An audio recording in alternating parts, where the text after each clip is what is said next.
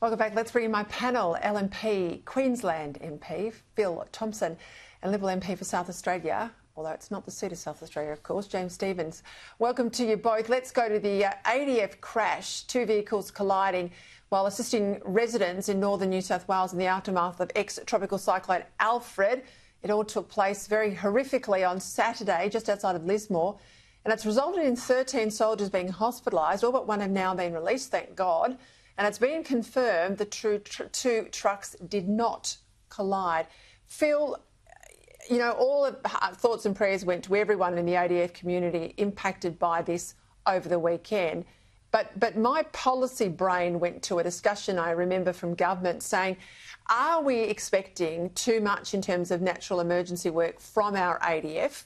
And has that allowed state governments to pull back on what they should be doing here? I mean, do we need some sort of home guard or some other sort of arrangement that we might see overseas? Do we need our ADF to be a military fighting force and not some sort of humanitarian aid group? Yeah, my heart goes out to those ADF members and their families that have been injured in this accident. And I've spoken with friends and family and helped get aeromedical transport for that last soldier to be moved to Brisbane. And our thoughts are with them at this stage. You are right. Our ADF is far too small and far too busy to be any government's first responder. That's why we have groups like Disaster Relief Australia, DRA, that do a fantastic job. But they need to be activated, turned on and pushed forward to be able to do it. More money and funding should be allocated to them so we're not always relying on the military. Because, I'm ex-Army. I've been there in natural disasters through Cyclone Yassi and others, and it's not our primary role. We're happy and like to help, but it's also different to what I was trained to do. I'm an infantry soldier. It's very different. I don't rappel out of helicopters. I don't normally cut down trees. Don't do swiftwater rescue. We have people that do that, and DRA would be best suited to take that policy going forward. And I think the government or any future government should be seriously looking at that. Yeah, I agree. I think it should be on the agenda for a national cabinet. That's the sort of stuff that should be front and centre for the government. Let's go to Labor's attempt, the latest attempt to smear Peter Dutton. This is all over a trip to Sydney for a party fundraiser last week, just as, I guess, Queensland was preparing for Cyclone Alfred.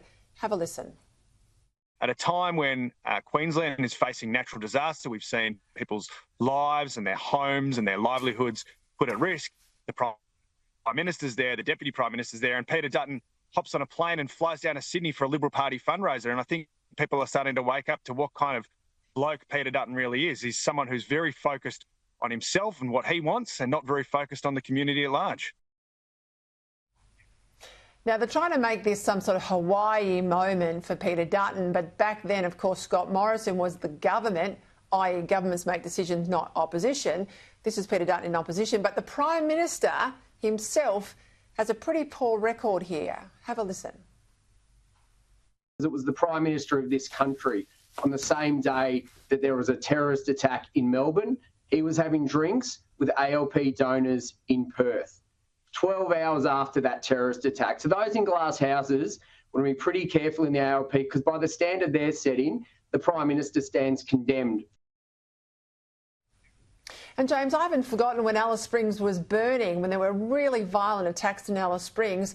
He flies in for a photo opportunity, then nicks out and off he goes to the tennis.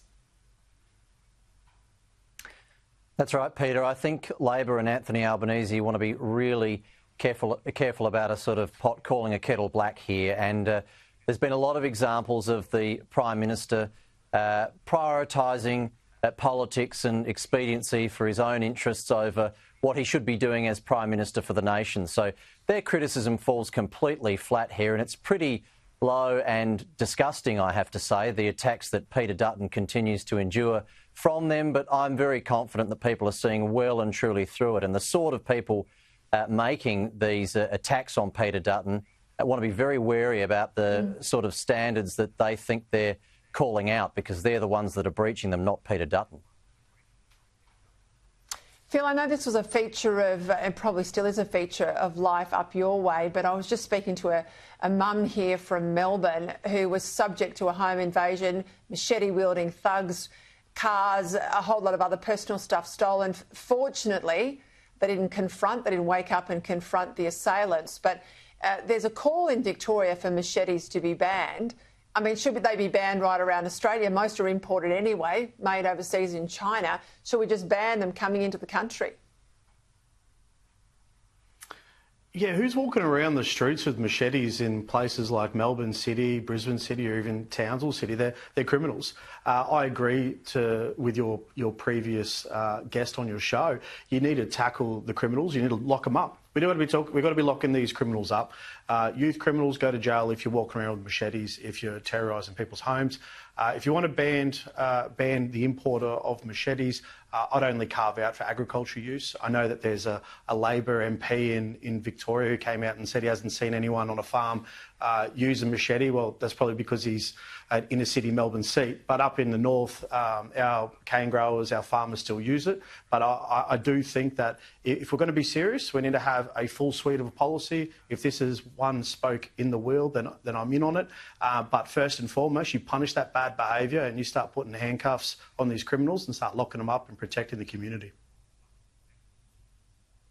James, let's go to push polling. A lot of claims around today that Climate 200 is involved in push polling, particularly into the seat of Wannon. What can you tell us?